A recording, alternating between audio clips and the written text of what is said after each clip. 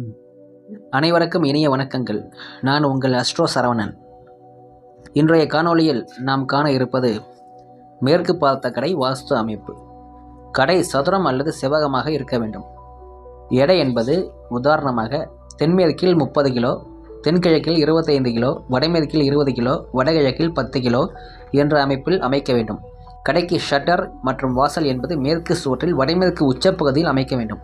உச்சப்பகுதி shutter திறந்து வைக்க வேண்டும் அல்லது 2 பக்கமும் ஷட்டர் திறந்து வைக்கலாம். மாறாக உச்சப்பகுதியை மூடிவிட்டு தென்மேற்கு பகுதி ஷட்டரை திறந்து வைக்கக்கூடாது. கடை என்பதால் ஜன்னல் அவசியமில்லை. படிக்கட்டுகள் சதுரம் அல்லது செவ்வகமாக அமைக்க வேண்டும். தெருக்குத்து தெருப்பார்வை நன்றாக அமைய வேண்டும்.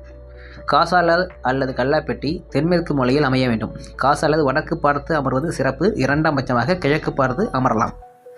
சாமி படம் வடகிழக்கு தென்மேற்கு பக்கம் வைக்காமல் மற்ற திசைகளில் வைக்கலாம். கடைக்கு வாடிக்கையாளர்கள் ஏறி வரும் படிகள் வடமேற்கு உச்சப்பகுதியிலேயே அமைக்க வேண்டும்.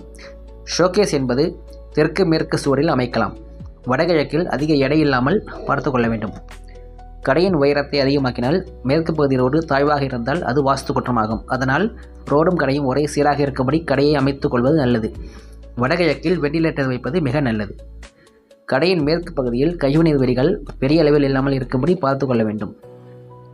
ஒரு கடையின் பீம் இருக்கும் இடத்திற்கு கீழே கல்லாப்பட்டி இல்லாமல் பார்த்து கொள்ள வேண்டும். மீண்டும் ஒரு காணொளியில் உங்களை சந்திக்கும் வரை உங்கள் அனைவருக்கும் நன்றியும் வணக்கமும் கூறி விடைபெறுவது உங்கள் அஸ்ட்ரோ சரவணன். நன்றி, வணக்கம்.